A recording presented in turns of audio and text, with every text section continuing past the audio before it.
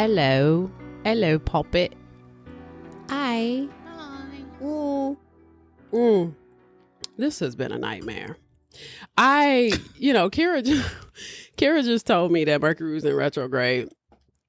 And, I felt it. This has been a slow boat. I decided to do this episode like a week ago, and I dragged ass. It's partly my fault. It's partly Mercury's fault, I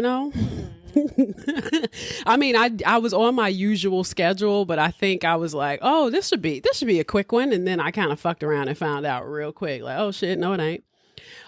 So we're going to get into it. This is season 2, episode 18 of I Swear to Drunk I'm Not God, and I am very thankful my sister's back. Yay. Kirrah Perkins is back Until in the I building. disappear again. You keep acting like that. Acting like You that. said that last time. You were like, on the last episode, you said, you something along the lines of like, yeah, until y'all see me again, or maybe not, or some shit. And you were like, as I literally go nowhere. Well, that's because as a Sagittarius, I'm always going to leave. Always gonna leave. I love to leave. I'm one leaving ass bitch. But you kind of leave right there, though. Yeah. Like you leave, but you don't be gone. Yeah.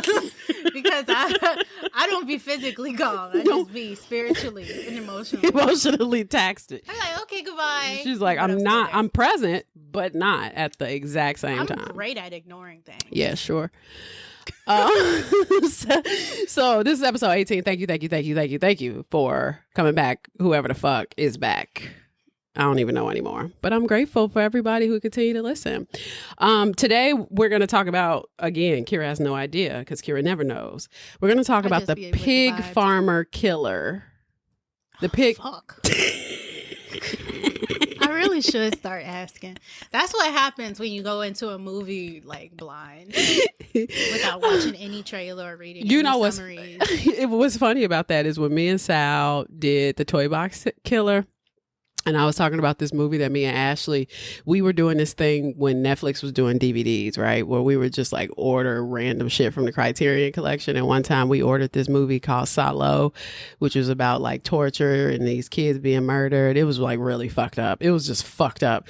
And it's one of those movies that's on the Criterion Collection because they tried to rally for it for freedom of speech and shit like that.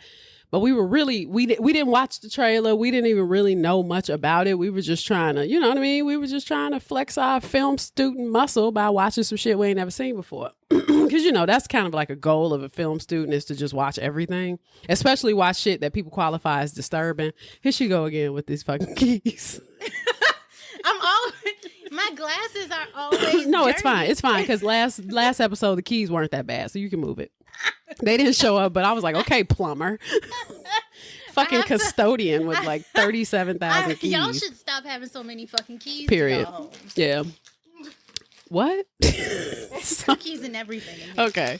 So I did the episode and I was telling Sal about that. And I was like, yeah, it was kind of like a Russian roulette type of thing because we didn't know what to expect. And then like motherfuckers just started like chopping niggas up and like, eating boo-boo. Like it was just like, it was some coprophagia mixed in. It escalated. I was like, I ain't really enjoying this experience the way I was supposed to.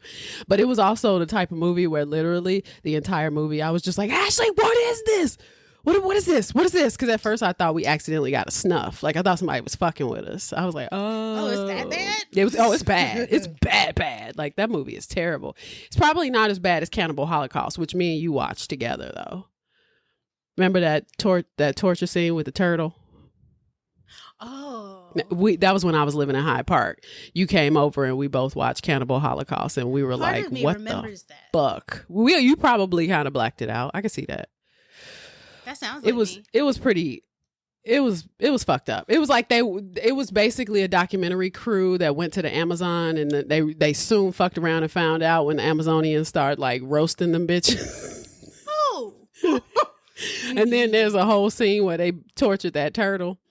And then I was like, Kirrah, is that a real turtle? And you were like, nigga, that's a real turtle. It was a real ass turtle. I think they tortured like 3 turtles to get that shot. What's up with your memory? Why is it like that?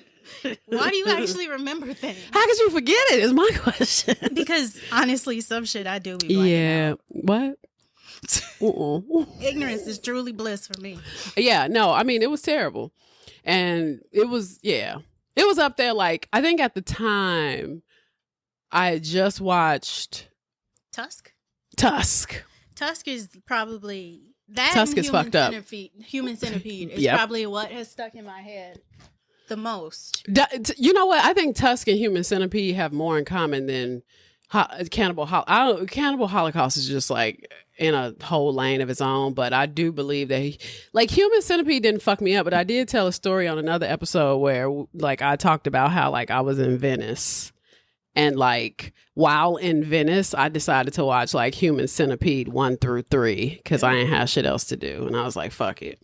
I'm never that bored. Yeah, but you know, I hadn't seen the sequels. I had only seen the first one, so I was like, you know what, fuck it. It's late. It was hot as fuck in Venice, and I was like, I'm gonna sit up under this air conditioner for a day. And so I chilled in the hotel and watched Human Centipede. I just have never, and I don't think there's ever been a time where I'm like, I feel like watching Human Centipede. I'm so gonna turn on Human Centipede. That's never come through my mind.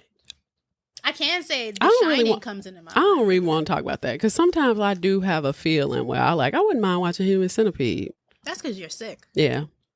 But you know, but Tusk was kind of like fun for me because I saw it at first by myself and then nigga, you and this jerky. Hold on, y'all. My dog is being an asshole. It's not me. I don't eat jerky. It's Luna. I think it fell on the microphone. Right here. Oh. She be doing this shit on purpose. She was just asleep. Lay your big ass down. She like, damn, bitch. She like, I know you not talking. Wide asshole.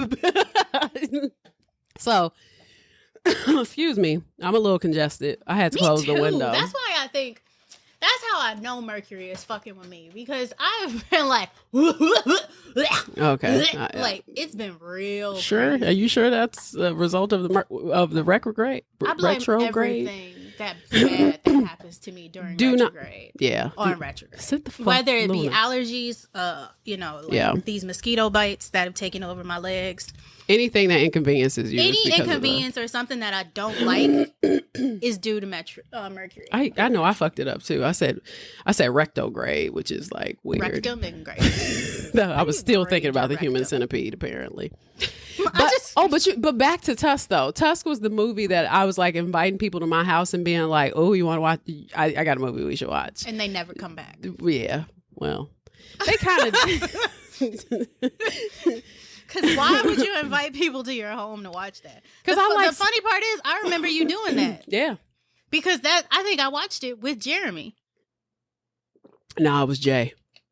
Oh. Jeremiah. Oh, the other Jer. Yeah. No, the other germ. But that's what, you just reminded me. I got to call Jeremy back. He called me like 2.5 weeks ago. That's pretty fucked up. But I do feel, like that Tusk is a great movie though.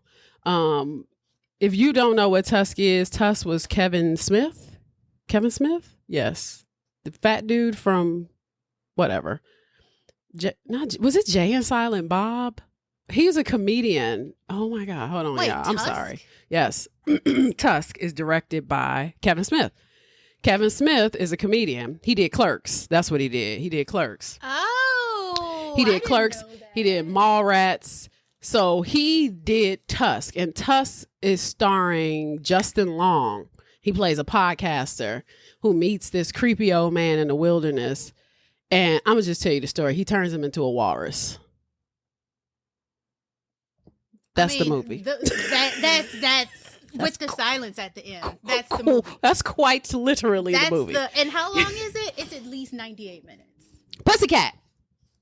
What's her problem? Something under the bed, maybe.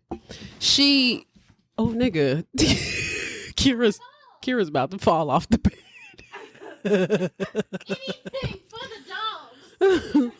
So basically in the film he turns Justin Long into a walrus, and it to me it's one of the best performances. First of all, I love Justin Long. You know how I felt about Drag Me to Hell. Drag Me to Hell is my shit. First of all, I remember not liking Drag Me to Hell when we saw it. You sure didn't. You and Mama were pissed. You, Mama, and off. Ashley were pissed. It pissed me off. Mm-hmm. And I remember, it's funny because I've started watching Halloween movies. Now I've watched about 17 of them. Okay, facts. And I scrolled past it the other day on Shudder, and my eyebrows went downward. You were like, no. I was like, you got PTSD. I was pissed. Yeah. And I don't remember what made me hate it. I think you just didn't like the campiness of it, which, you know, Sam Raimi, who did like Evil Dead and shit like that, his campiness of his horror is sometimes so unrealistic and ridiculous that people can't take it.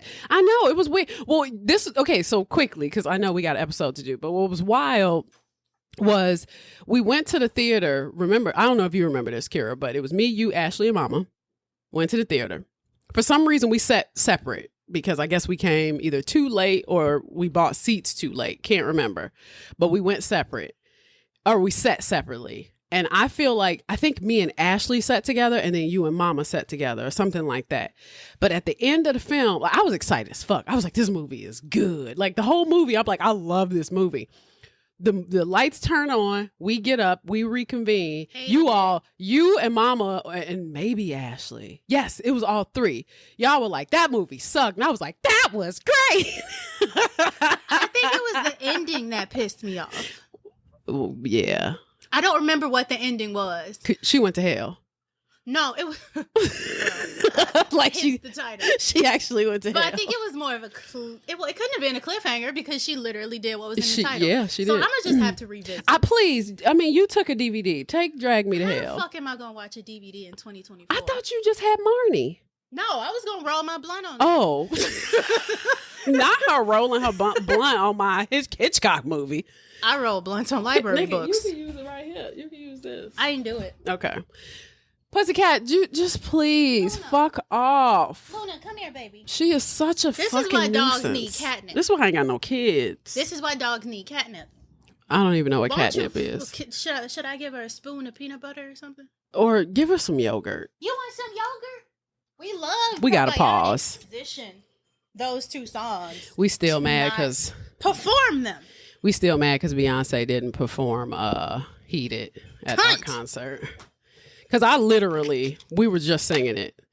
And we were like, wow, she's a bitch. Wow. Because why would you make two songs that connect and not... Two songs make a right. Perform either one of them. What? Okay. You hate me? You hate me? What's this bitch doing? Okay, so we gotta go. We gotta go. We ain't gotta go nowhere. I'm like, we're chilling. I'm just not you. Do you see how quickly that escalated? We chilling. No, like we chilling. We're not. Okay, so anyway, go watch Tusk. Go watch Cannibal Holocaust. Human Centipede. Go watch that one. There is no need. And what's the other one I mentioned? Oh, Drag Me to Hell. Go watch Drag Me to Hell. I gotta watch Drag Me to Hell tonight because I need to figure out why I hated it because I love campy shit. Yeah, it's a great movie. I think you'll like it now. I think you were just young. I was also probably just influenced by my mother's opinions. In the period. And and plus it was like 2007. That movie came out a while ago. So damn, was I really graduating from elementary school? Wait, no, it couldn't have been 2007 because I lived in LA. I think it was 2010. I was in high school. It was 2010. I think it was 2010. Oh, an easier time back when matinee was actually matinee. Exactly. Well, shit. We just went to the show to see Long Legs, and it was $12. That was on a fucking Sunday, bro. Yeah. I mean, but that's matinee. But I didn't know matinee was on the weekend. Oh, yeah, facts. Because it's like, put me on there. Okay, so sorry, y'all. Cool. Sorry. Okay. 15 minutes. Boom. Done. We caught up. Hey. So, welcome to episode 18. We're going to be talking about the pig farmer killer piece of shit. Girl, use the stairs. Use your stairs, mama.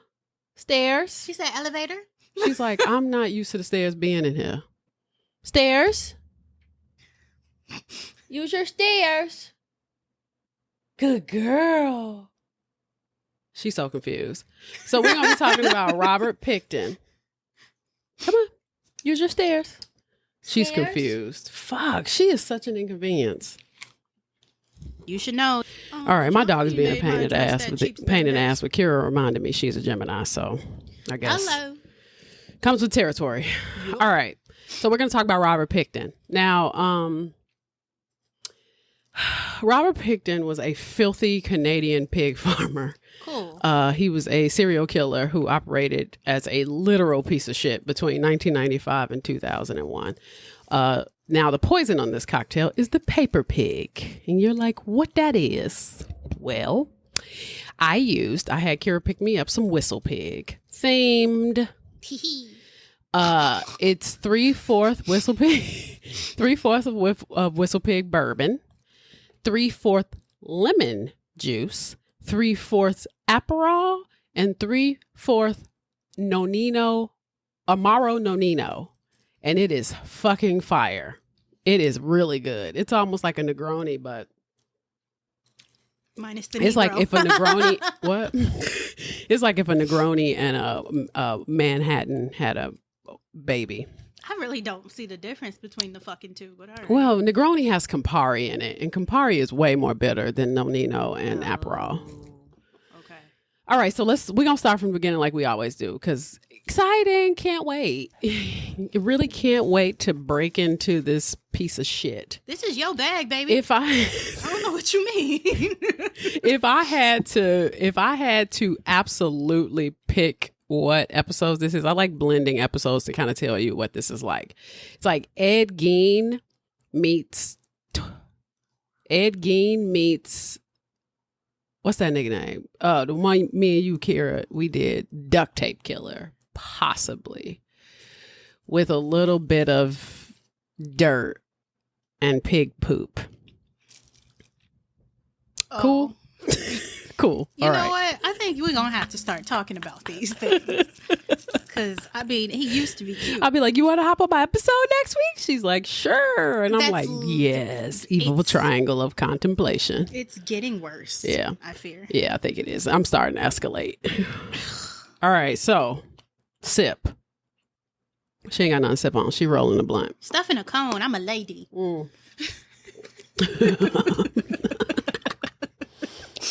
Don't start with this shit, dog. She's now, sleepy. Robert William Pickton, a.k.a. Willie. Oh, you know he a sick bitch if they call him Willie. They call me Big Willie.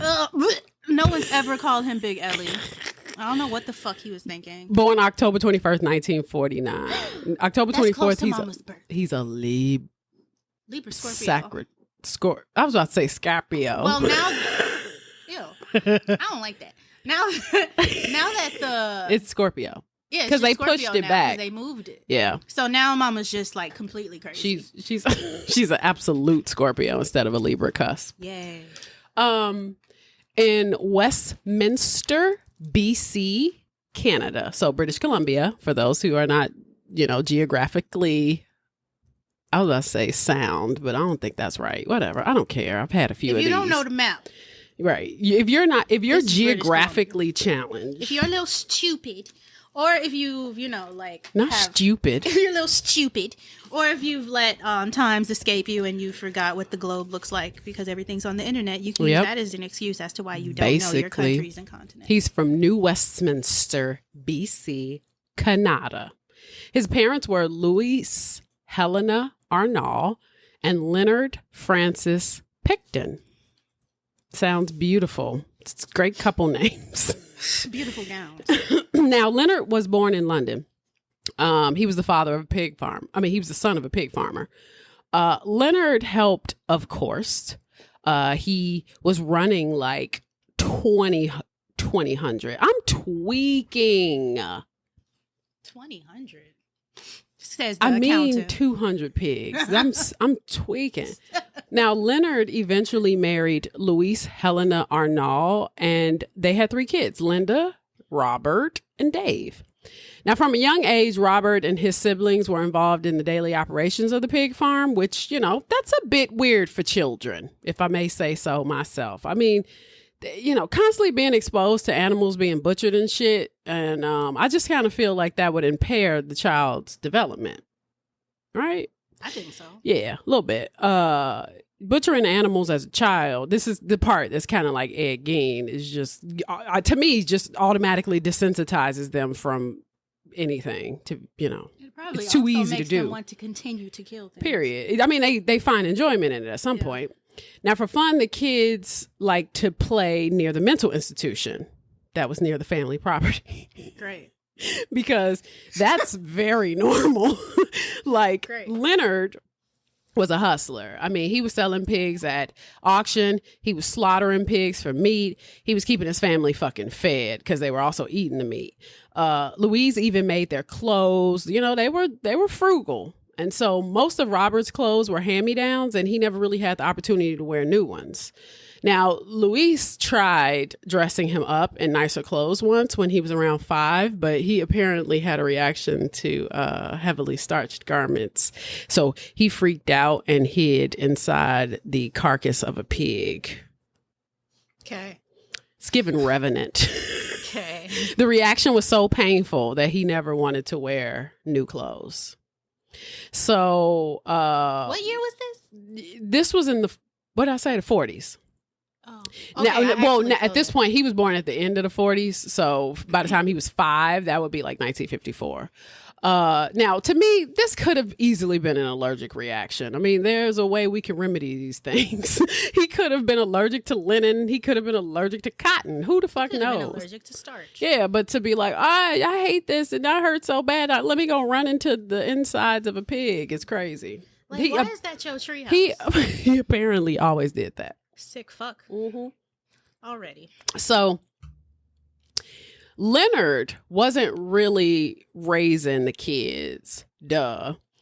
He left all the parenting duties to Louise. And boy, oh boy, was Louise a stone cold bitch. And she was a hard ass. She was a major hard ass. Leonard didn't offer much emotional support, which made for a very tough and very lonely upbringing for both Robert and for Robert and his 2 other siblings. Now, Robert had had a particularly close relationship with his mom, even though it was complex.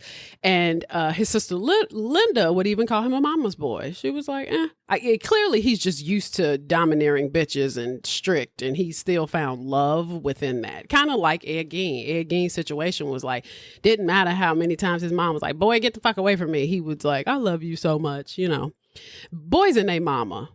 Boys and they mama. So sick of it. I wish I was straight the fuck up.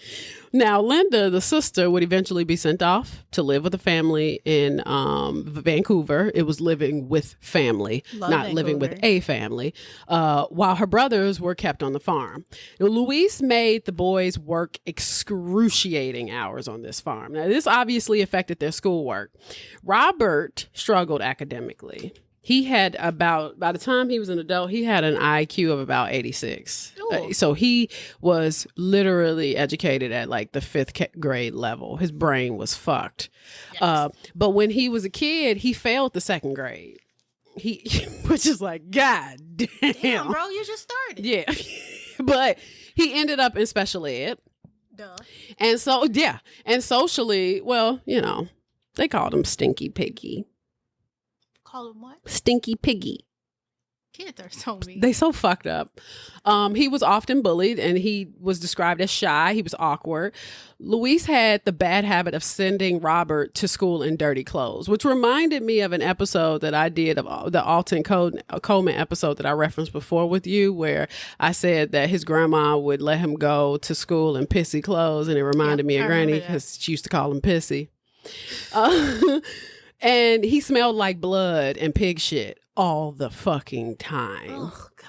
So when he was 12, he had this pet calf that he really loved. And he went looking for it after school. And so he gets home and he's like, hey, where's my calf? And they were like, oh, yeah, go check the barn. And he was like, no, it can't be in the barn because they butcher animals down there. They were like, yeah. He goes down to the fucking barn, and these motherfuckers had goddamn slaughtered his pet calf. I mean, but duh. Yes, but he loved this calf. I can't say that I'm surprised. I can't say I'm surprised either, because a calf is a calf to a farmer. Calf is a calf. Yeah. I'm like, but also, I think that's the worst kind of pet you can pick when your dad literally slaughters. Yes, exactly. It wasn't no iguanas around. Like, you couldn't do nothing. No. You ain't got no bunny. No bunny, no shit. So, I mean, it was fucked up, though, because this took a toll on him. At that point, he just kind of he disassociated even further. Now, Robert and Dave would start to skip school instead because they pretty much worked the farm full time. Luna? She heard something. I heard it too. I think it was somebody coming in the hallway. Other apartment. Luna, pussycat. It's okay. I can't get this episode done worth shit. Luna. It's okay, mommy. I know. She's like... Now, okay. So Robert and Dave, they skipped school. They pretty much worked the farm full time. So their parents wouldn't have to hire any of the patients from the insane asylum. Right? Because the insane asylum had this thing. Hire patients? I just had to... I didn't truly hear what you said the first time because I was too busy looking at Luna. But then it clicked. To do what? To farm. Because the insane asylum that was near the property had a farm. And I guess a part of it was that they would have the mental patients work on this farm. And they would farm for the food for the patients. So the patients were making their own food. They were farming their own food. Since when? Yeah. Okay. I'm sure they do it in prison somewhere. In prisons, yes. Because, I mean, while people in prison are, like murderers or whatever, they're not mentally institutionalized. Mm-hmm. But to think that Uncle Elvis that has been locked up into Arkham can potentially be out here fucking shucking corn. Slaughter my cow correctly, I don't think that. Yeah, and I don't know to what extent they farmed. Like I don't know if it was like just herbs and vegetables or if it was like animals. I don't know. They just said exist in the real world, like just taking care of themselves. I don't think they should be hired to be working on farm. To work on the farm. Yeah, you're probably right. But hey, maybe it's therapeutic. Sometimes people find that shit therapeutic. I don't know. Now, Robert's brother David had a traumatic experience in their childhood. Fuck you.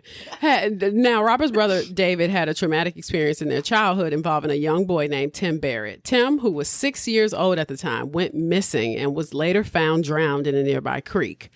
The Pickton family was involved in that because the reports were suggesting that Luis instructed the boys to dispose of the boy's body by pushing him down in a slough. A slough is basically a swamp. Mm-hmm. Now, apparently David had just got his license and took his father's pickup truck out for a spin, and he hit Tim. He just got his license. Now, he would leave the scene and try to have the car repaired, which is wild. And it was believed that David actually could have called the authorities and Tim would have survived, because when they showed up at the scene, they realized that Tim didn't die from the hit. Tim died from being drowned in the fucking slough. So now the story basically goes that he went to his mom and his mom was like, push his ass down now. And so, but then again, this goes back to like, these motherfuckers don't value the human body. They don't value bodies. You know what I'm saying? Like, if you could just sit around just butchering people for butchering animals defenseless, no matter how they scream for no reason, you got to be able to separate yourself from shit like that. And I think at some point, because she assumed that he was dead, at that point, he was just a body. His mom probably would have never actually killed him. But, I think psychologically it made it very easy for them to be desensitized by corpses, What's to farmers? Yeah. What? What's with them? Why they act like this? So anyway, this proves how fucked up Luis was. She basically desensitized her own children. And they were disposable. People, anything, bodies, disposable. When Robert was young, his mother always pushed him to learn about butchering farm animals. She wanted him to watch their family friend, Bob Korak, during the slaughtering process, which is like, children, okay. She would say, go see Bob, see how he's doing. And Korak remembered Luis urging Robert to learn from him because she would say, maybe you'll need it. like tomorrow. You never know. She needs to relax. She's got to calm down. Now, but according to Kirrah, Robert wasn't ever really interested in slaughtering animals. He preferred going fishing. He loved fucking farm animals. He often talked more about feeding and taking care of animals than he talked about killing them. So he was like, this kid ain't even into this shit. Quote, as a young boy, Willie Pickton did not want to watch the pigs while they were in the process of being slaughtered by other family members or hired hands. On butchering days, when the hired help would slaughter the pigs in the barn, Willie would go fishing or take part in other activities away from the areas. Perhaps it had been the sound of pigs screaming that had bothered him, or the sight of their blood that had made him squeamish. Perhaps. Whatever it was, his interest in the pig slaughters had not been there as a child. Those who knew him as a kid said that he did not become interested in slaughtering pigs until he was older, by which time Willie had begun doing most of the fucking dirty work. So he didn't even get into it until he was basically running the farm. Yeah, I don't think most kids want to sit around slaughtering fucking animals. I agree. Fast forward to the 1960s. He eventually dropped out of school. He worked as a meat cutter for almost 10 years before working on the farm full time again. By the time he was into his early 20s, he was only slaughtering pigs, but he was killing and butchering other farm animals such as goats, cows, and at least one horse. And apparently, at this point, he was enjoying it. In the late 1970s, January 1st, 1971, so New Year, Leonard, his dad, dies. And then April Fool's Day, Louise dies of cancer. Oh. Quote, hard to believe, this is what Robert said about his mom's death. She was up and going and going and going. She never you could never keep her down, even almost right to the end. We had to put her on a stretcher when she left here, she said. I want to look at the place one last time. So we set her up. She had a look at the place, all over the place, and said, I will never see this place again. And she's right. She never did. She never came back. I was going to say, because she died? Yeah, she died. Now, after his dad's death, the farm went to Louise, all $150,000 worth. Leonard also left smaller parcels of land to her, so 3 to be exact, including one in an area called Port Coquitlam. This was valued at around $42,000. They had a piece of land in Port Coquitlam, but they had to sell it in the 60s because the government was building a stretch of highway. And so they sold it. Now, Leonard also had 2 policies totaling about $5,000. So Leonard, he made sure Louise was decent by the time he died. She wasn't going to be filthy, stupid rich, but she was going to be okay. When Louise died, she had left $287,000 worth of shares to her children. Now, Robert was the only child who had to wait until he was 40 to receive his share. He resented the fuck out of his mom. He resented the fuck out of his siblings because out of the 3 of them, he was the only one that had to wait until he was 40. And this was probably because he's fucking retarded. I was going to say, what the fuck was he planning to do? Now, of course, I would be mad too, though. I was about to say, because of course he didn't see it that way. By the early 2000s, the land around the pig farm has shot the fuck up in value. And this was thanks to Linda. His whole situation, the subsequent situation was thanks to Linda, his sister, her smart business moves, because she was a real estate person, and Dave, his brother. He encouraged it. They sold 3 parcels and they made 5.6 million Canadian dollars. Off that fucking land. Their area soon turned into a mix of condos, apartments, a park, a school, and even a fucking strip mall with a goddamn Starbucks. Okay. After that, they only had 16 parcels of the original farm left, which is still a lot of parcels. Now, Linda was relatively normal. She had gotten into real estate. She had kids. She got married. She had also gone to boarding school. So she was off the farm for a long time. Oh, yeah, because she lived with another family. Yeah. Another family member, yeah. So Dave had his own gravel and demolition business. So Dave was kind of doing okay, too. Robert was pretty much a fucking slug. He didn't fucking do nothing. He just enjoyed his wealth. Now, Dave would get into trouble, though, in 1992 for sexual assault. Because he's an asshole. People thought he was very bad mannered around women, and they thought he was vulgar as fuck. Quote, he was convicted for sexually assaulting a female construction worker, a year earlier at a site that he had been hired to excavate. He purportedly had cornered her into a construction site trailer and told her that he was going to rape her. But he backed off when another construction worker showed up. Quote, you could smell him before you saw him, is what the victim said to the local reporters. He had no respect for women at all.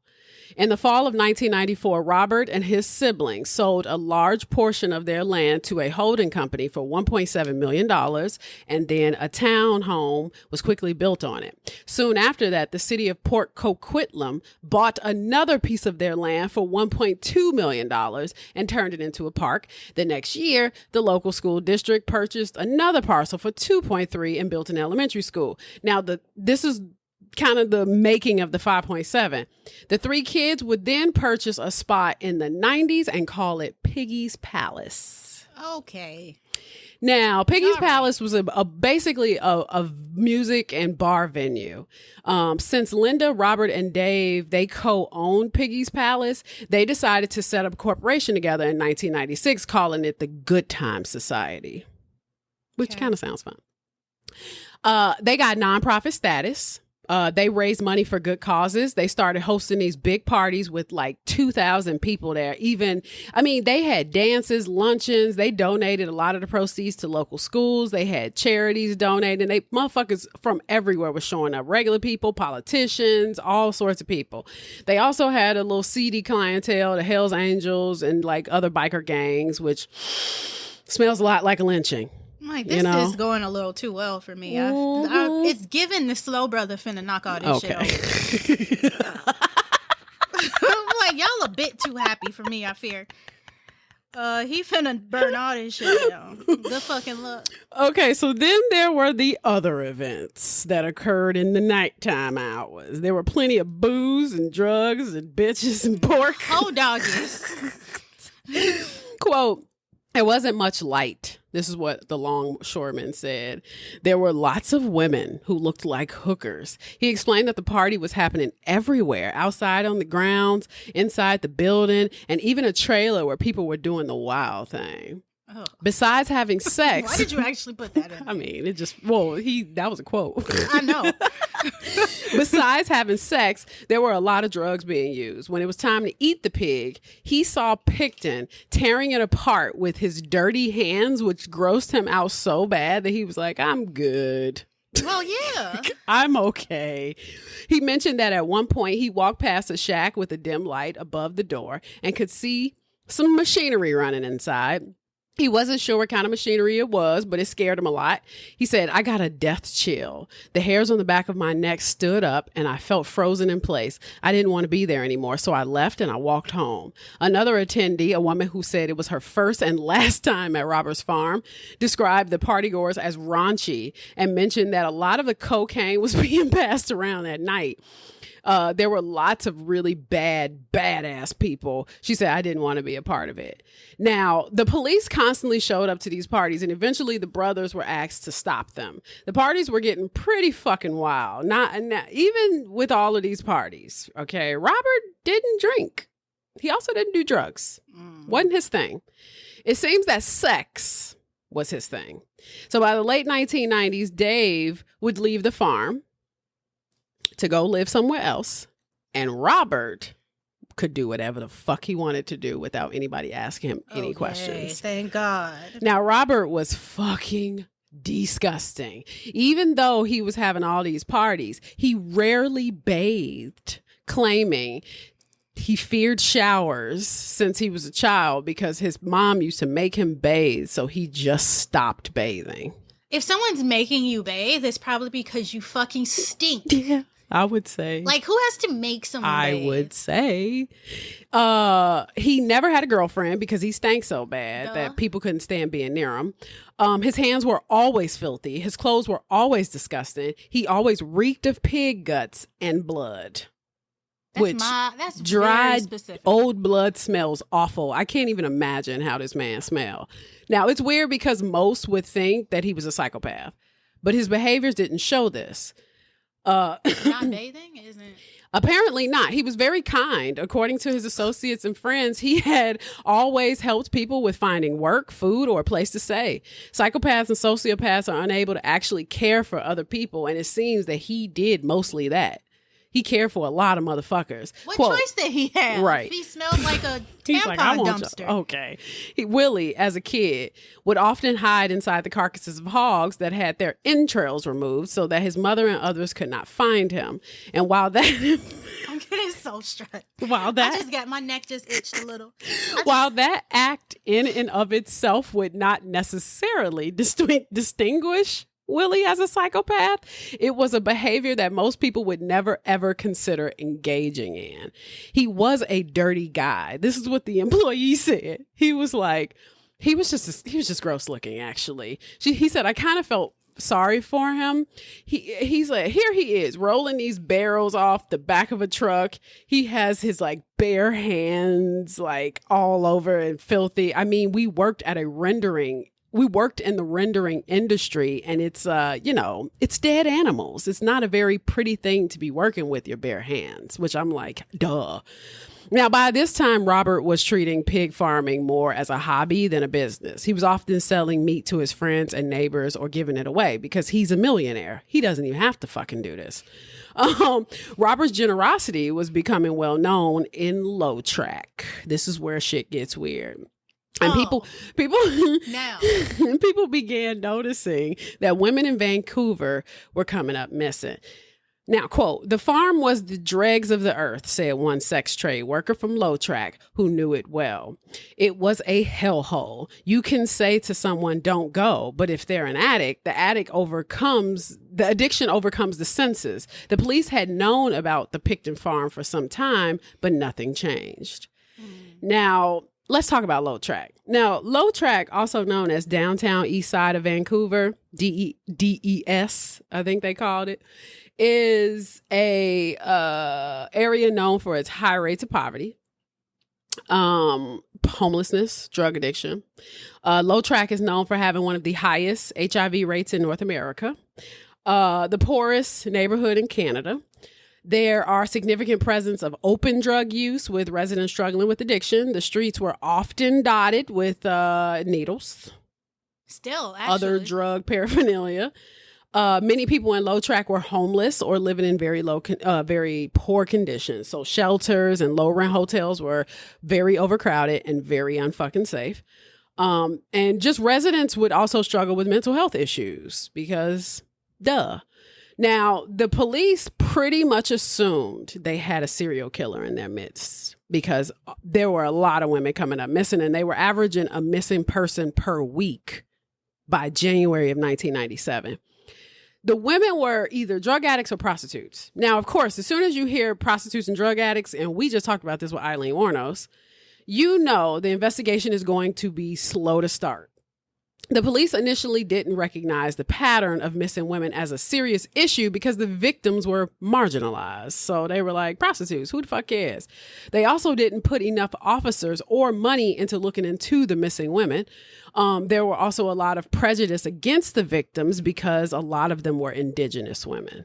Well, yes. In Canada, yeah. Yeah. So this led to a slower, less thorough investigation. Now, women were missing left and fucking right. And even though the missing women were presumed murdered and that there could possibly be a serial killer, they weren't coming up with any bodies. There weren't any bodies. These were just women missing. He's grinding them. Okay. Now, the big difference between this case and other serial killers like Gary Ridgway of the Green River Killings in Seattle was that the bodies were actually turning up. The community was in a fucking frenzy, and rightfully so. Families and activists, including the Vancouver Rape Relief and Women's Shelter, were pushing hard for a better investigation, but the police didn't step up for a long fucking time. And even though women connected to the case had started disappearing as early as the 1980s and into the early 1990s, it was widely believed that most of them began vanishing around 1995 and later. Newspapers began to hint that the actual number of women might be higher than the police estimated. They're like, we think you're wrong. As the court of missing women kept rising, or excuse me, I said the court, the count. The count of missing women kept rising. Speculation about this serial killer operating in downtown East Side grew. But the Vancouver police largely ignored these concerns, not to mention VCP, which is the Vancouver City Police, and the RCMP, the Royal Canadian Mounted Police, weren't working together well. Because, you know, cops from two jurisdictions don't ever usually work together. They're like, this is our case. No, this is our case. This is our jurisdiction. It's like, okay, while you over here beating each other off, bitches out here dying. Literally like dying. literally dying. Now, that also slowed things down. Then on March 23rd, 1997, Wendy Lynn Eistetter went out hooking when she stopped by Robert. She was stopped by him. Now, Robert... Say she stopped or no, he stopped her. Now, Robert was known by most prostitutes as a bad date. He was known for getting violent. Quote, all the girls used to go after him because they knew that he would give them money. This is what a hotel employee said. They would run after him outside. It was sad, but they were very short on money down here. Robert told Wendy that he had crack and weed and that he would pay her to come back to his trailer in Port Coquitlam. She agreed. He would get me. What? Okay. I'd be like, shit. You got me. Where'd you say you live again? It'd be like a blunt under that mouse trap, like with the crate. No, like not like Tom and Jerry. And I'd be like, damn, this is it. Jig is up. Right nigga. She agreed, right? Once she got to this trailer, she saw how disgusting it was. There was clutter everywhere. She was worried about the fucking clutter. Well, yeah. That was the biggest concern. Because the biggest concern is really crack. There's much bigger concerns here. Yeah. The fact that he does not throw away his used napkins. Yeah. It's like the biggest concern is crack. Biggest concern is crack. All I want is some crack. And so she gets in this clutter everywhere. There's stains on the carpet. There's a terrible fucking odor, which, duh. Once they got to his room, they had sex. Oh, imagine his breath. Oh my God. The way that makes me so dry. I know he don't scrape his tongue. Oh my God. Oh my God. That is so... Could you... First of all, I hate going to a dude's house. Have you ever been to a dude's house and you're like, have you washed these sheets? Yes. Okay. So that is where I am with that. Where I'm like, you, sir, you, my good man. But in this case, you go to this man's trailer park. Yes. And you ask, have you washed any of this? At all. And he's like, washed what? Everything. Have you washed anything that you have in this house? Including your body and your fingertips. He's like, what do you mean? I told you I'm scared. Like, but you can't be scared to live in this. You're not afraid of dirt? I would be so fucking irritated. So irritated. I literally got to a point, like, you go to you know what I also hate at a dude's house? Everything. Well, yeah, because there was a series on TikTok where girls were like going to that, like, oh, the weekend at my boyfriend's house versus their apartment, where it was like you go to your boyfriend's house and you're like, nigga, what? Like, ugh. These girls were recording this shit in like the Q-tips that never seem to make the trash, or like the toilet, or, you know, that you didn't brush at all, or like the toothpaste on the mirror. These are very simple fixes. But one thing that I just can't stand is when you go to somebody's house and it's one thing like, oh, you work and you got some clutter. Yeah, there's a difference between clutter and filth. Yeah, your house looking lived in. Yeah, lived in is like, I have not done my laundry. Yeah. I mean, I've done my laundry, but I haven't folded it. Or there's clutter on the dining room table for mail. Yes. Yeah, that's easy. That's yeah. I'm never going to judge anybody for that. But when you go to people's houses and it's like, you ain't changed this bathroom. The bathroom and the kitchen are the biggest culprits to me. They're the biggest culprits. So stressed. And I really can't fucking stand when you go to somebody's house and the fucking cocktail table is just like, when last time you cleaned it? And we, again, not clutter. Sure. I'm talking about like old weed dust and like fucking crumbs. Food crumbs, biscuit crumbs. We ain't been to Red Lobster in weeks. Why are there biscuit crumbs? Like, oh my God. And I'm guilty of leaving weed crumbs, like, understood. But at the same time, I do have 2 separate rolls of paper towels. Sure. One is to clean up house things. Yeah. The other is to, like, dry my hands. Sure. In the house. Yeah. I use those separate paper towels. Sure. To spray down everything else. Sure.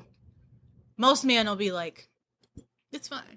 Yeah, it is what it is. When did you wash any of these towels? Any of them. When did you wash these sheets? Sure. Do you even have laundry sanitizer? Like, I hate laying on somebody's pillow and it smells like hair. Like, it smells like dirty hair. Like, you know how I know it smells like hair? Because your do-rag smells like that. It's making me so Why have you forsaken me? And you know what? What have I done to deserve this treatment? Like, I literally got a housekeeper to avoid this. Yeah, I got a cleaning lady. Well, I got you. We got the same. We have the same one. Mm-hmm. And people are like, "Why do you need a cleaning lady?" I'm like, so I don't miss. But also, so I don't have to worry about it. So I don't have to think about it. So things are deep cleaned. This nigga's like, actually, I'm finna have her in here. Yeah. I'm bringing this bitch in here. Yeah. I'm dirty. My house is dirty. I'm finna dirt it up. Like, y'all, you're nasty. You're nasty. We are just 2 teenage dirty. No, for real. It's making me so sick. I mean, it's pretty fucking gross. I mean, and that's the thing. Like, I just feel like the amount of respect that there's very little respect if I come over and you just didn't decide to clean.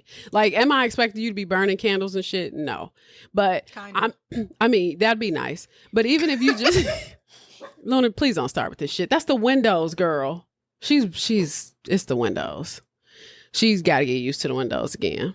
She forgot. Just go sleep. But I find myself thinking about that. I'm like, I try not to have my house smelling like it's just lived in, like dead skin cells and shit. Yeah. I vacuum every day because I have allergies. But like, sometimes, there's some spots you may miss in the bathroom. I'm not hyper analyzing your shit like that. But then there are some things where I'm like, you didn't notice all this fucking Colgate on your mirror? Or the food particles that you flossed out of your fucking teeth that you flung onto your mirror? One of the habits. The beard hair? One of the habits that my boyfriend has is he brushes his teeth in the dark.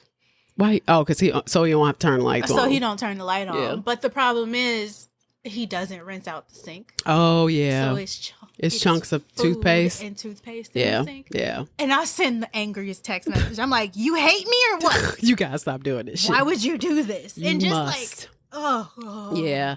No, I get it. And honestly, it's infuriating because, again, especially if you live with this person, so you're going to have a few bad habits. Why is it blinking? Why is your microphone blinking?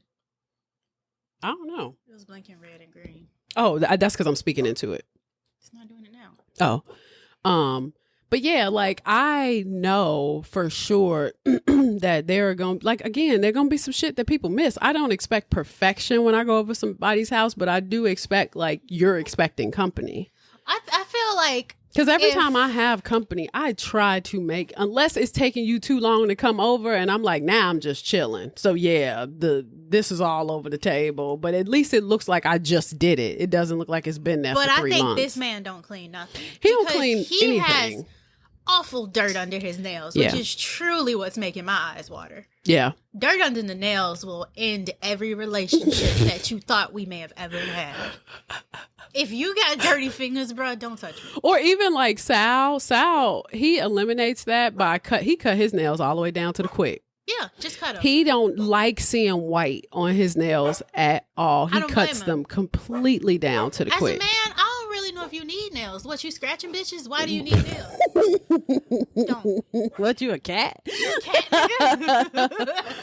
Oh, facts. But anyway, moving on because we got a minute. All right, so he handcuffed her with fur-lined cuff, which I'm like, okay, now you're trying to be sexy, you dirty bitch. And she didn't mind because she's a prostitute looking for crack. He uncuffed her though And then he started to get a little rough. He got rougher than he was before. Now, he pulled out a brown-handled knife. And she started to scream. He liked it, and he began to repeatedly stab this woman in the abdomen. Not a shank. She fought him off and took his knife away and stabbed him. Fucking plot twist. Wait a minute. Now, Wendy managed to get away. She was stumbling out of the trailer and down the road. A couple stopped, picked her up, flagged down the police, and she was taken to the fucking hospital where she was treated for deep stab wounds to the abdomen. Now, Robert followed suit. He also went to the hospital. I'm like, sir, you're way too filthy. And they treated him for his stab wound because she stabbed his ass. Now, even though Wendy survived, he would be charged for attempted murder, but he hired a very expensive PI, private investigator, to discredit her. And Wendy never showed up to court. Damn. He is a millionaire pig farmer. She didn't even have a fucking chance. She was like, I ain't even gonna bother. Plus, he was claiming that it was self-defense. I'd also read that she started blackmailing his ass. She was like, if you don't want me to say anything. No. Like, I think I went ahead. Yeah, I'm like, what could she be getting from? No. Wait, let me think about that for a minute because I may be wrong because I ain't write that in my notes. Now, anyway. It didn't matter, right? He was released on two. What? Let me think about that. It didn't matter. It don't matter. He was released on $2,000 Canadian bond. Okay, Robert wasn't concerned about anything. He said he had at this point always got out of it because he could always pay out of it. You know, the following year that charge would go away.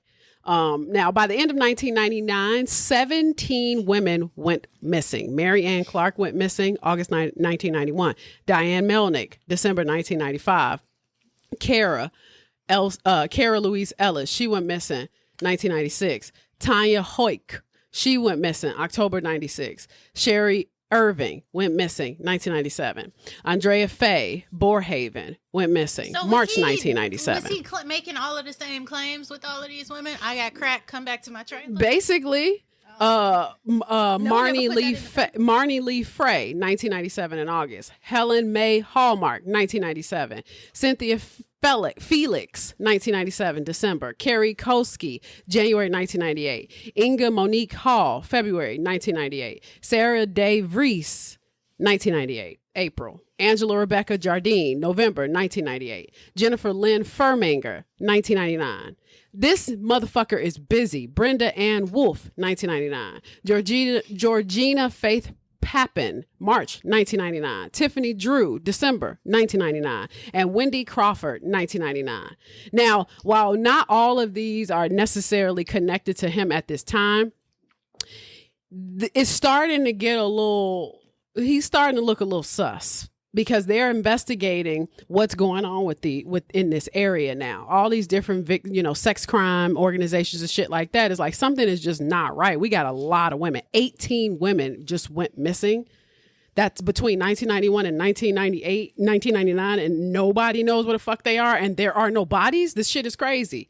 So around March of 1999, Lynn Ellingson, the bitch that blackmailed him, she would have an encounter with Robert, who she considered a friend. Ellingson had been staying at Pickton's farm for about 2 months. She was doing odd jobs like cleaning his trailer. Sometimes she was driving his truck. On what she believed was March 20th, 1999, because she couldn't completely remember the date, she and Robert decided to head to the downtown east side to find a prostitute for Pickton. That was the goal. She remembered the date because he was also stopped and had to do a sobriety test. They picked up a prostitute who Ellingson later identified as Georgina Pappen and went back to the farm. They smoked crack. At some point, Robert took Pappen into one room of his trailer while Ellingson stayed in another, continuing to get high until she eventually fell asleep. Later, she woke up to a loud noise and she saw the light on in the nearby barn where Pickton was slaughtering pigs. feeling a bit sick. She didn't know if it was the drugs or if it was because that house fucking stank so bad. Both both can exist at the same time. So she went outside real quick to check shit out. And as she approached the barn, she felt even sicker because the smell got stronger. So when she cautiously opened the barn door, Robert was standing there covered in blood. Suddenly, he grabbed her, pulled her inside the barn. He forced her to look at this dead woman, Georgina Papin, who was naked and hanging from a hook, just like the pigs he usually slaughtered. Papin's feet, her toes were painted red, were at Ellingson's eye level. On a table nearby, she could see long black hair, a shit ton of blood, and 2 bloody knives. It looked like Robert had skinned Papin and was preparing to butcher her like an animal. Was he a big nigga? Like, was he big? Mm-mm. So he's just strong or just She was just high. She high. He was drugging him. We gonna get there. You'll see. Now, Pickton threatened Ellingson, saying that if she told anybody what she had seen, the same shit that happened to her was going to happen to what happened to that woman was going to happen to her. So she was terrified. She promised to keep quiet. Pickton called a taxi for her and sent her out to buy more drugs. And she stayed with a friend and didn't return to the farm, keeping silent about the horrifying scene she witnessed until nearly 3 fucking years later. Now, apparently, in other sources I saw where she had also been blackmailing this motherfucker. And it comes up in his interrogation files, too, because I think she was taxing his ass for like $1,000 here and there. Like, you want me to continue to keep my mouth motherfucking closed, you better pay me. I mean, like, damn, he had this bitch strung up. $1,000 ain't enough. It ain't enough. Ain't enough. Remind me to tell you about those bitches in Dubai that like to get boo-booed on for $50K. I don't think that's enough. That's on TikTok, ain't it? Yeah, I don't think that's enough. Anyway, by April 1999, the community was getting even more serious about investigations into these disappearances. There was $100,000 reward, but at the beginning of the year in 2000, nothing. At the beginning of the millennium. Reward for what? He's $1 million. No. They were still trying to find who it was. They didn't know it was him. Oh. I mean, this is kind of like the Wineville chicken coop murders where they have the safety of being in a secluded ass farm. You know what I mean? Like he getting away with this shit. He could do whatever he want with these women. Yeah. Now there were more women though. By 2001, wasn't stopping. Deborah Lynn Jones, December 2000. Dawn Teresa Cray, December 2000. Yvonne Marie Bowen, March 16th, 2001. Heather Kathleen Bottomley. She was last seen April 17th, 2001. Heather Chinnock, April 2001. And Andrea Jonesbury, June 2001. Serena Abotsway, August 2001. Diane Rosemary Rock, October 19, 2001. Mona Lee Wilson, November 23rd, 2001. Now in 2002, RCMP, the Royal Canadian Mounted Police, Nathan Wells, got a tip from an informant. His name was Dwayne Chubb. He was a heroin addict. Because I thought they were just doing crack. This nigga ain't. He was also doing heroin. Shit. Apparently he had an injury though. That's how a lot of people at that time got addicted to heroin because a lot of the medical facilities stopped giving them pain medicine for injuries. Yeah. And so, a lot of people started dulling the pain with heroin. He was a longtime employee though of Roberts at his dump truck business and his topsoil business from 1992 to 2001. Now he said that he saw firearms and ammo at Roberts' farm. One firearm was a MAC-10 fully automatic handgun, which was illegally stored. He didn't have it in a box. It was supposed to be in a lockbox. And so this is completely and totally against Canadian gun laws. They don't rock with that shit. So Wells proceeded to search the database and found a note that advised anyone with interest in Robert to speak to Vancouver police.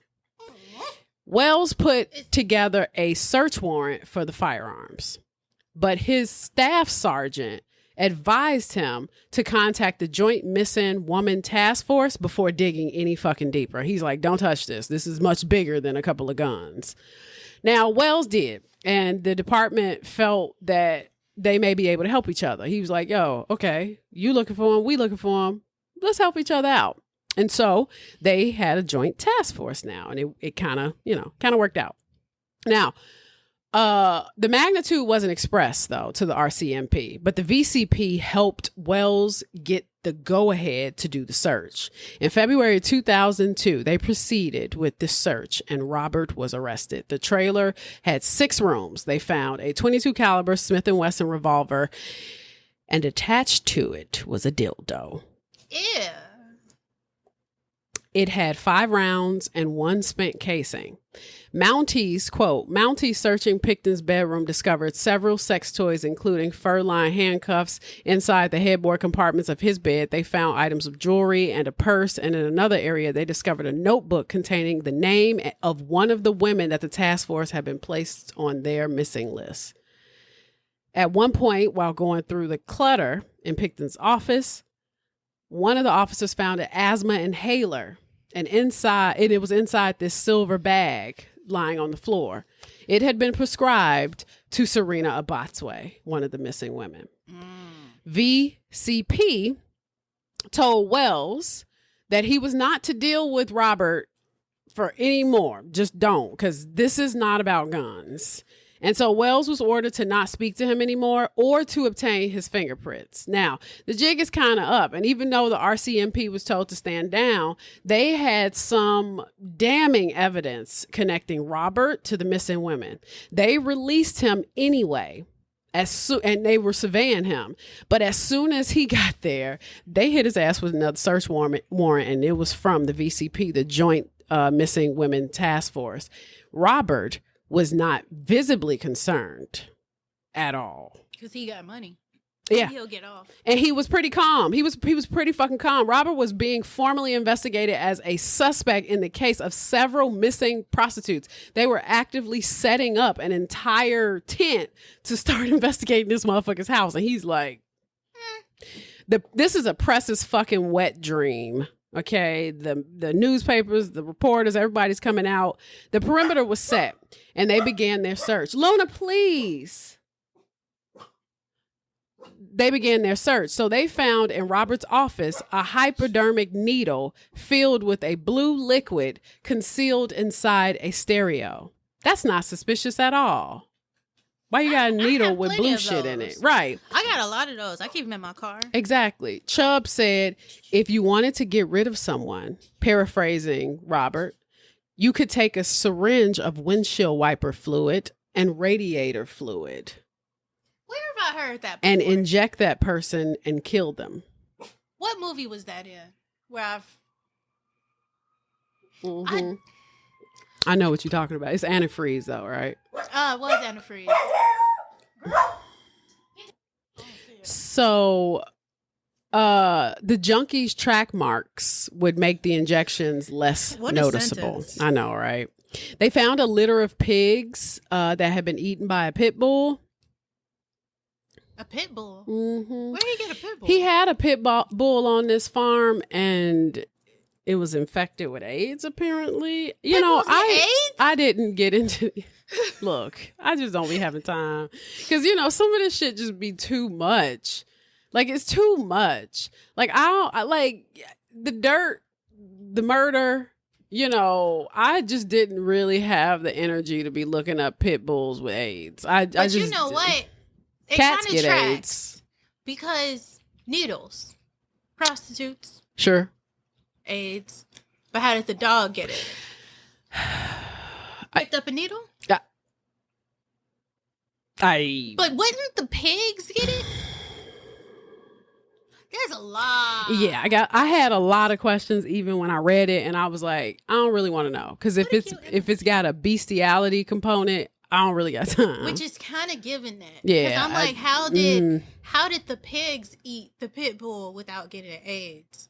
No, the pigs didn't eat the pit bull. The pit bull ate the pigs. Oh, I thought he had a pet pit bull with AIDS that ate the pigs. That when they searched his area, they found a litter of pigs that had been eaten by the pit bull. Oh, that's not as bad, but gross still. Yeah.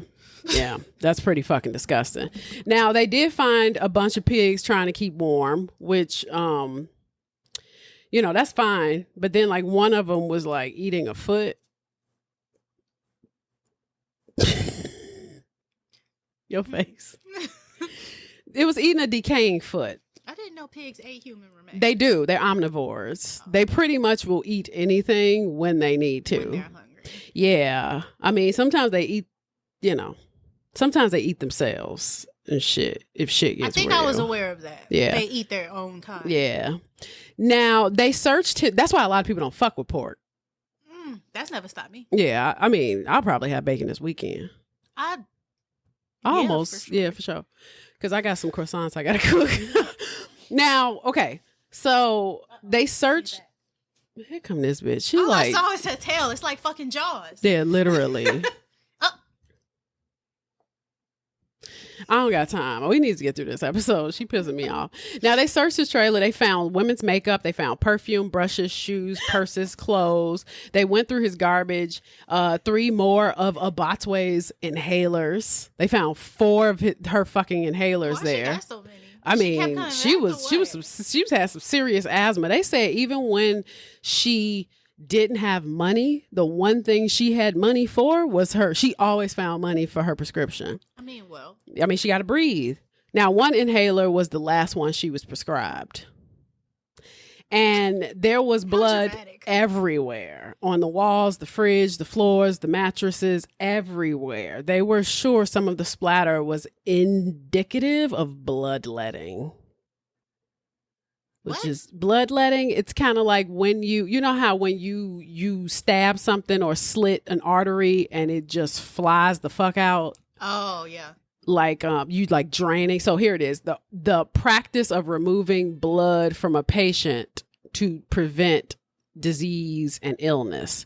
But he was probably just doing that shit just to do that shit. Okay. So yeah. Now then they made their way to the rendering plant. Quote, Pickton had been coming to the rendering plant for the past 20 years or so, and many times after dropping off his load, he would cruise Low Track, which began roughly 10 blocks away, looking for hookers. Pickton liked to hang out at the seediest of seedy hotels in Hastings and Maine area, particularly the Roosevelt Hotel and the Astoria, which sounds like very fancy hotels for them to be absolute dumpster fires. Right. Now, like the Astoria, like the Waldorf or something? Right. Now, the pig rendering plant is a facility where animal byproducts, such as those from pigs, are processed into usable materials. So these byproducts can include fat, bones, and offal, and other parts of the animal that are not used for meat production. Byproducts from slaughterhouses, so farms and other sources, are collected and transported to a rendering plant, and the materials are ground up and then heated to high temperatures to separate the fat from the solid materials. Now, this process can also sterilize the materials to eliminate any pathogens. The melted fat is separated from the protein and bone solids, and the solids are then dried and ground into protein meal. The final products include tallow, which is the melted fat, and that's used for like soap, candles, and biofuels. Meat and bone meal used for animal feed and fertilizer, and other materials that can be used in various industrial applications. So, if you were wondering, I'm going to sip. I'm truly disgusted. Mm-hmm. As you should be. Truly it's pretty disgusting. Fucking nasty. That's why so many cosmetics now are vegan. As they should be. Because, this shit is nasty. So February 2002. So fast forward. They take samples because DNA was everywhere. And they asked the families of the victims to also provide samples. Crime lab analysis had determined, crime lab analyst. I'm getting tipsy. I ain't had bourbon in a minute. I'm sorry. Had determined that DNA of Serena Abattoir and Mona Wilson was found on the Pickton's farm. A black shirt was found in Pickton's bedroom closet. It was linked to Abattoir. Mona Wilson's DNA was found inside the motorhome and the tip of the dildo attached to the loading. His favorite or something? No. Or was she? Did she come back more than once? No, I think she was just one of the most recents. Oh. I mean, no, she. I think she came back multiple times. But see, when I was researching this, because I knew that I wasn't going to get that deep into the victims, because they the book that I read, I didn't even mention the books that I read, but they'll be in the show notes. They went very deep into some of these women's lives. But I didn't go too deep into it because I knew like, part of this. He had so many fucking victims. I was like, she's the one that kept leaving inhalers. Yeah. She. I don't.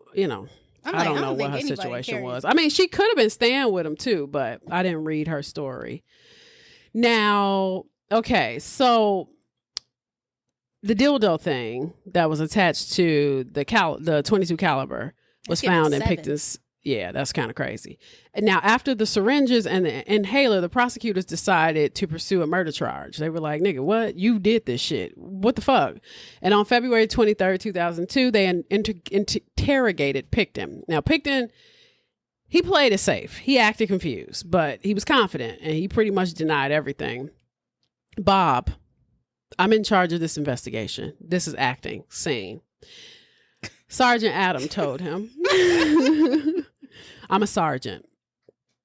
And even though Bill's gone over some of this stuff with you, I think that maybe you need to hear the overall picture. I'm not going to spend a lot of time with you, but I want to just set things out, sort of make them crystal clear as to how this comes together. He's like, I need to talk to you like you 5, because you are. Pickton sat quietly, listening. Okay, the first thing you need to know is this. You did it. Right now, we can associate you to 12 of these women. And that's 2 weeks into the investigation. Okay. 12 of them. Next thing you need to know is that the relative of Serena Abotsway, and I'm not a frontline investigator, right? I direct the guys. Relative to her, we have Linda Dick, who will state last summer that she met you and Serena together, and Serena introduced you as Robert. And Serena said, you're going out to your farm. And Pickton, he began like shaking his hand, like, hell no. And then Sergeant Adam was like, no. You listen. Like, we're not playing with y'all. We get sick of this shit. Because at this point, they had talked to him for a minute. And they're like, I can't explain to you enough that we've been tracking her moves for a while. We've already tracked down her moves prior to being with you. So we kind of know her story.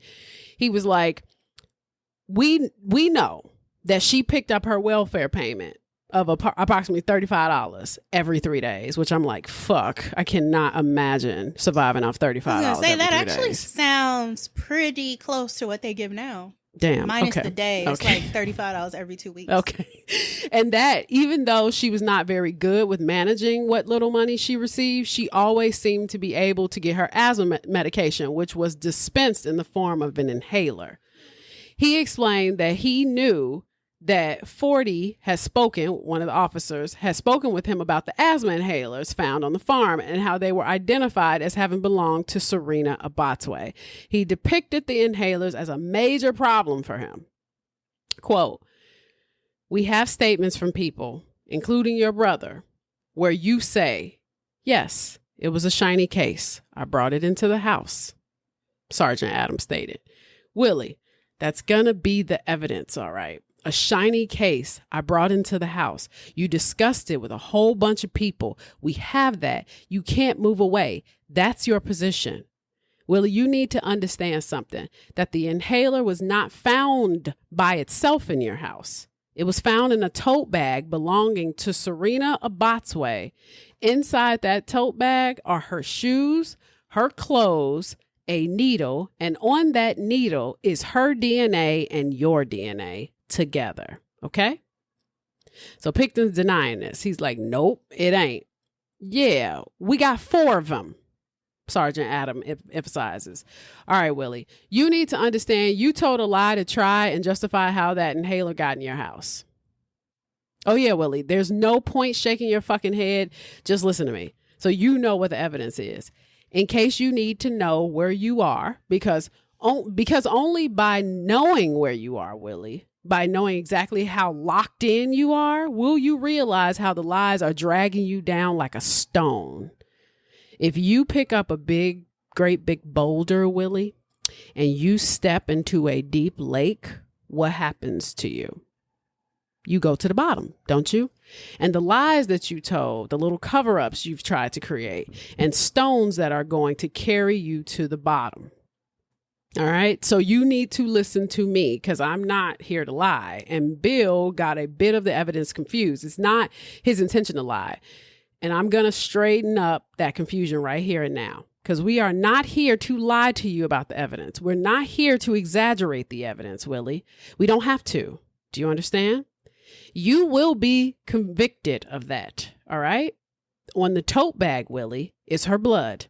And Willie, you are locked into all of your stories about finding that one inhaler, not a tote bag with blood, not extra inhalers in your garbage, not any of that stuff, Willie. You are completely finished on that case.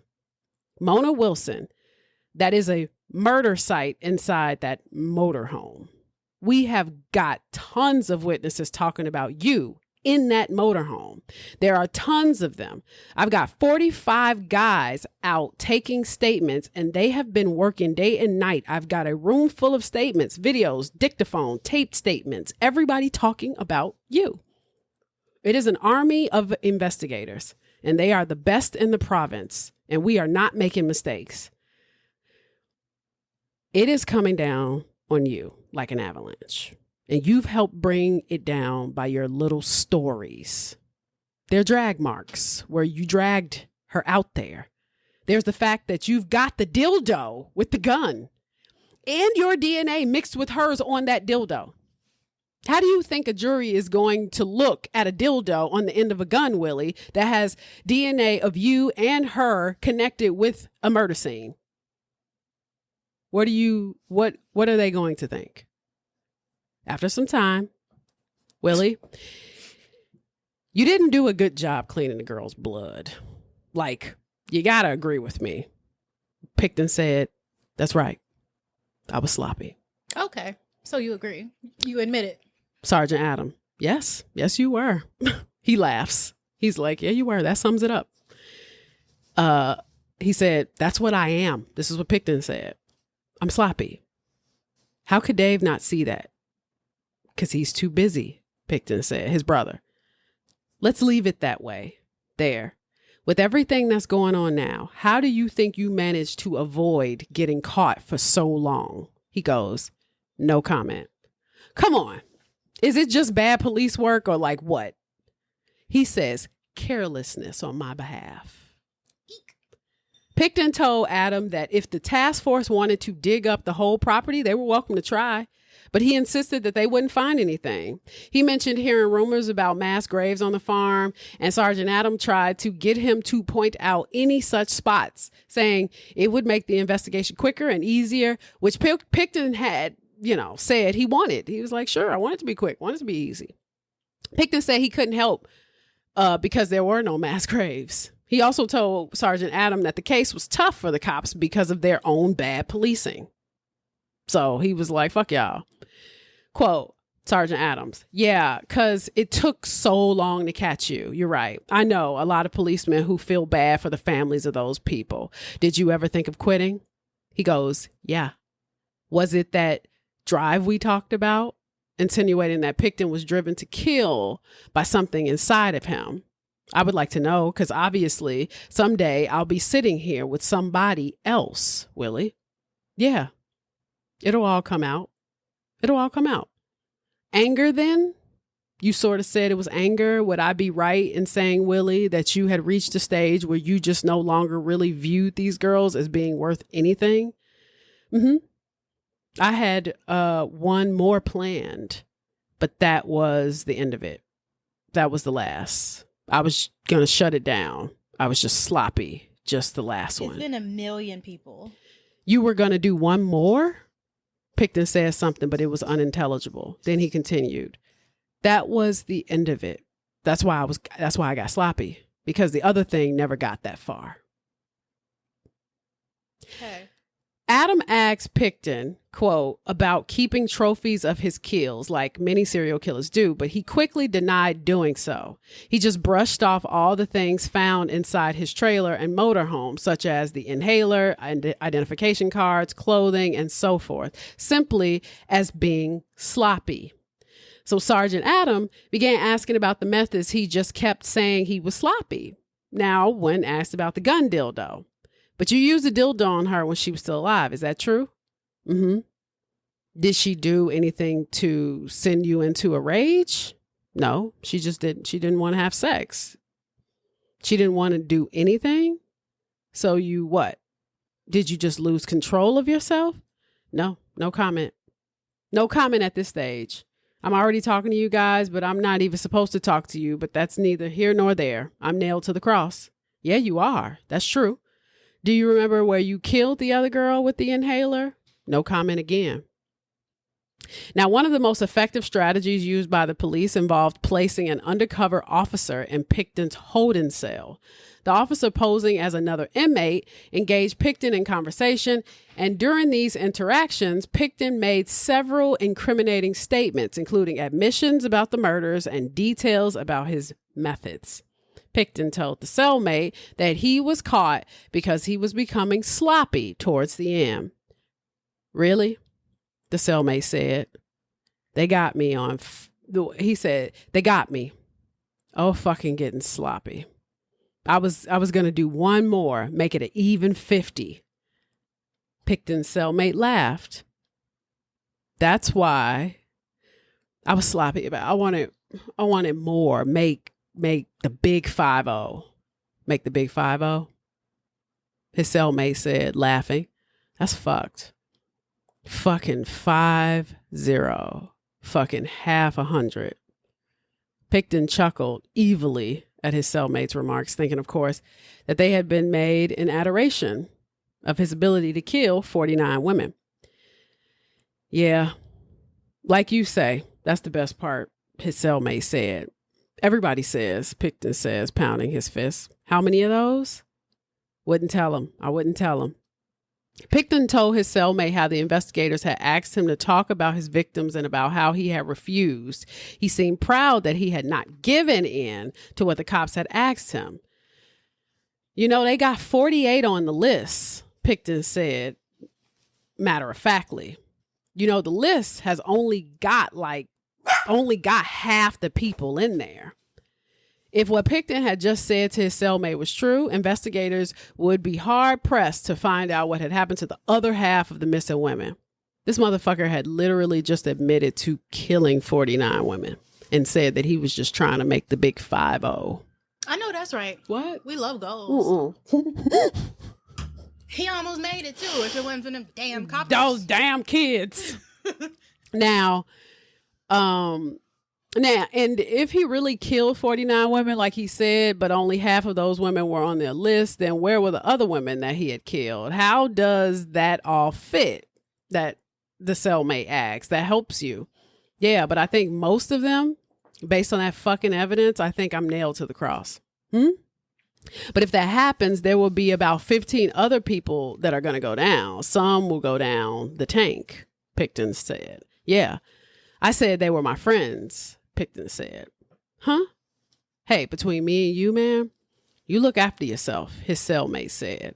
I thought they were my friends. I seen in the interview people even say I filled syringes with antifreeze and you inject the stuff and you're dead in about 5 or 10 minutes, Pickton said. They got all that stuff on me. That's only part of it. They're going to nail me to the cross. I made my own grave by being sloppy. He's the only man to ever realize that. Doesn't that just kick you in the ass now? It pisses me off. No way. You know, if it pisses me right off, they didn't have nothing, but nothing really pisses me off. I was just gonna fucking do one more, make it even.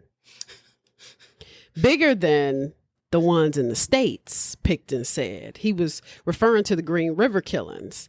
The police had talked about that a lot in his interview, and his cellmate agreed that Pickton's case was bigger than Green River. Fuck, it looks like you got the record, his cellmate said. It's big. It's growing. They say They want to dig. They want to dig. They're going to dig for a year. That's unbelievable. Let them dig. I told him already. No shit. Have fun. Play in the dirt. Pickton snickered. He said teeth. We're going to find fingernails, bones, indicating that the investigators told him this. Mr. Sloppy at the end. Fuck, they're going to burn your ass. You stumped them, eh? The cellman said. The cellmate. Oh, fuck yeah. I had him going, Pickton bragged. I had him going. I was sitting in the chair and everything else. I really had him going. He was just being cocky now. He was acting a fool. He thought he had everybody fooled. Little did he know he was talking to a fucking cop. It's like you got this motherfucker sitting in your cell and you thinking that you found a friend and your cellmate is actually a plant. So he was a cop dressed as a cellmate. So while Pickton did not, provide a full confession during the formal interrogation, his admissions to this undercover officer and the forensic evidence were enough to build a pretty strong case against him. And so on April 2nd, 3 more charges were added to the murders: Jacqueline McDonald, Diane Rock, and Heather Bottomley. A 6th charge for murder of Andrea Jolesbury was filed on April 9th. Then a 7th for Brenda Wolfe. They continued to excavate through 2003 and find human remains: a skull sawed in half, hair, blood, fingerprints, teeth, bones, so forth. They found a head in one of the freezers.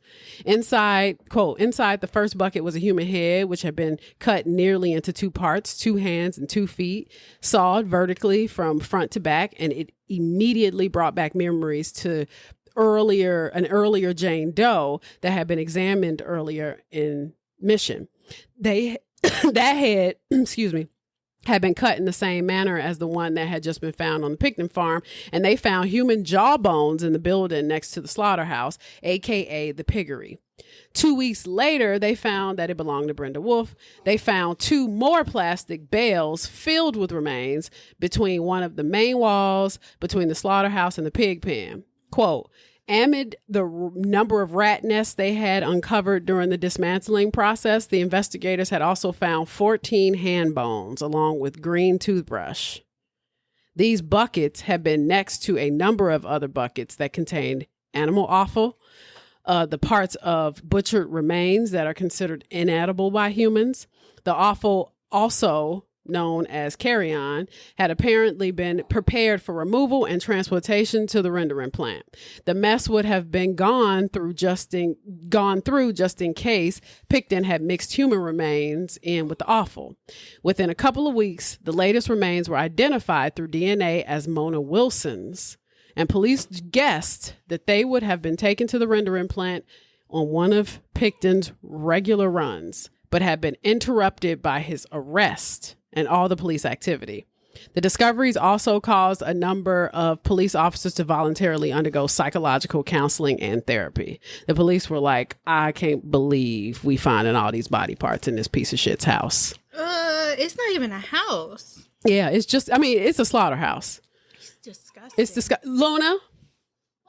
Now, soon after, Denise Bernstein, an attorney from Victoria, announced that Dennis, Jesus Christ, announced that he was filing a multi-million-dollar class action lawsuit against Pickton, the VCPD, and RCMP. The lawsuit sought damages for the victims' relatives and accused the police of willfully neglecting to handle the case, claiming that the deaths were they could have been prevented. All these women were somebody's child. Somebody loved them. Now, on September 20th, 4 more charges were added. Georgina Papin, Patricia Johnson, Helen Hallmark, and Jennifer Furminger. After that, another 4 charges for Heather Chinnock, Tanya Hoke, Sherry Irvin, and Inga Hall were filed on October 3rd. By 2004, forensic anthropologists brought in heavy equipment, including a 2 50-foot conveyor belts and soil sifters to search for human remains. Don't look for nothing else. Look, on March 10, 2004, the government revealed that Pickton might have ground up human flesh and mixed it with the pork that he sold to the public. I figured. And so people were likely eating that shit for a while. The province issued a health authority warning. They were like, wait a minute now. But bitch, first of all, why you ain't checking this man's meat? Like, he's been going around the neighborhood looking fucking crazy. Dirty as hell. Why aren't you checking his farm? How is this? You got this man who's practically, sorry, my mic is fucked up. You got this man who's living on this farm and, you know, who's doing all of this meat grinding and selling meat to all of these people. No, at no point did you decide to check his facility, because there has to be a clean way to even butcher a pig. Yeah. So, okay. So then on May 26, 2005, 12 additional charges were filed. God. That was bringing the total to around 26. Now, the pretrial hearings and then the legal proceedings were incredibly extensive because there was so much fucking evidence. There were so many fucking victims. That's why I didn't get into victims, because I'm like, we'd be here all day. You know, in order to get through the victims, I would have had to do it probably 2-3-parter. Now, Pickton's trial started in January 2006. Technically, he pled, or 2007. Sorry, he pleaded not guilty to 27 charges of first-degree murder. The voir dire process took a year. The voir dire process is a legal term used to describe the process of jury selection in a trial. They question the jurors to determine whether or not they're suitable to be jurors, that type of shit. Now, during Pickton's trial, lab staff testified that around 80 unidentified DNA profiles were found on evidence, with roughly half being male and half being female. Inside Pickton's trailer, authorities discovered a loaded .22 revolver. Of course, we know about that, with the dildo attached to the barrel. They also found boxes of .357 Magnum ammunition, night vision goggles, 2 pairs of the handcuffs. They found the syringe with the blue liquid in it, and they also found Spanish fly, which is what Bill Cosby used on his victims. It's an aphrodisiac. It's kind of like a really, really intense version of poppers, which more power to poppers. I support poppers. Now, in a videotaped recording shown to the jury, Pickton claimed he attached the dildo to the revolver as a makeshift silencer. I mean, some people used to use potatoes. I know. or a pillow. That's very innovative. They were that's all he had. That was all he had no pillow? Yeah. I mean, it really didn't make sense, because they were like, yeah, you can't really silence a revolver with a dildo. We really don't care what you say. Now, another videotape featured his friend, Scott Chubb, who was an informant, injecting a female heroin victim with windshield wiper fluid. That was what he suggested, saying that, like, on the videotape, not that they had a videotape of him doing this, but on videotape, they had him saying that he definitely injected women with windshield wiper fluid, which makes sense because they found windshield wiper fluid in his house in a stereo. That's not where you would typically keep a heroin needle filled with windshield wiper fluid. In a stereo? Now, additionally, a tape of an associate named Andrew Bellwood detailed his method of killing sex workers by handcuffing them and strangling them, and then bleeding them, and then gutting them, and then feeding their remains to pigs. Photos were shown of the garbage found in Pickton's house, where the remains of Mona Wilson was. Now, in December 2007, Pickton was convicted of 6 counts of second-degree murder. British Columbia Supreme Court Judge James Williams sentenced Pickton to life in prison with no chance of parole for 25 years. The maximum sentence for second-degree murder, which is the same as for first-degree murder. Justice Williams remarked that, quote, Mr. Pickton's conduct was murderous and repeatedly so. I cannot know the details, but I know this. What happened to them was senseless and despicable. Now, after his conviction, public was pissed because, cops took too long. They started inquiring about the police's mishandling and missing women's cases, especially those in sex work. Of course, trying to make improvements and things like that to disadvantaged communities and marginalized communities. Fast forward to May 19th, 2024. Piece of shit Pickton. Literally last week. Piece of shit Pickton was attacked by another prisoner at Port Cartier Institution in Quebec. The prisoner, described as having a history of assaulting other prisoners, speared Pickton in the head with a broken broom-like handle. Crazy. Call it karmic justice. Yeah, that's wild, actually. He was airlifted to the hospital. He was put on life support. They took him to the hospital? Yeah, but he died on May 31st. How old was he back then? He was born in 1949. What is that? Oh, math. I did this before where you were like, how old was that? You always ask me ages and I just don't be putting all that shit down sometimes. I thought you just knew. Not offhand. He was 74. Oh, he was going to die. Anyway. Yeah, he was going to die soon anyway. And that is the pig shit story of the pig shit himself, Mr. Pig Shit Pickton. I need a bath. Okay. I literally do. I am, I hate this. I hated this. I hated this whole way through. I hated every part of it. To go from Eileen Wuornos, who, you picked it. I know. But it was too late. I had already got into it before I realized I didn't want to do it anymore. Oh. And then at that point, I was like, it's too late to pick another topic. We're going to have to ride this all the way home, baby. We gonna Make better choices. This shit was disgusting. Yeah, it was pretty nasty. I should have probably told you in the beginning of the episode to eat. Because we did, just in case things got gnarly. I ate because I was hungry. I ain't know going into this. Yeah. I highly recommend this Paper Pig, though. The Paper Pig is fire. I'm a little tipsy, so... I know I always say this, and I really do mean it. I really hope this makes sense when I listen to it, especially with all the pauses and breaks because of Luna's bitch ass. She's just a baby, and she's just a girl. And yeah, whatever. She's cute. She be doing that shit on purpose. She wants attention. I told y'all before. I told this to Mama, and Mama didn't believe me until she got here, and she realized it. I said, she knows what she's doing. Oh, for sure. She is intentionally fucking manipulative. And every time I get on, that's why I usually take her to day camp on days I have to record, but I took her yesterday and she was very tired until you got here. She was tired when I first got here. And then you took her on a walk, she pooped and she got less tired, and then she ate, which gave her the protein and energy that she so very desperately needed. And she's been an asshole ever since, the way she's ripping apart this fucking turkey. Speaking of Robert Pickton. Speaking of ripping apart turkey. So yeah, I don't know, man. Yeah, I don't know either. I ain't got nothing. Just turn off the computer. Yeah, I just fucked this shit. Whatever. I really got nothing to give. I don't even know. I'm sorry. I apologize. I'll see y'all in a couple of weeks. Punishment. It's punishment time. I ain't deserve this, but I don't think any of us did. But once it became like a topic, we were just in it.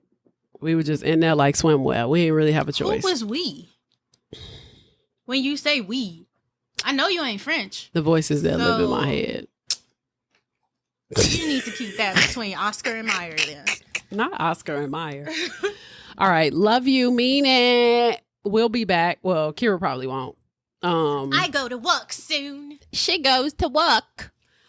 Wait, let me see. Hold on. Maybe you will. Yeah, you will. No, you start on the 21st, right? Yeah. What is that? That's a Wednesday. Crazy. I start in the middle of the week like that?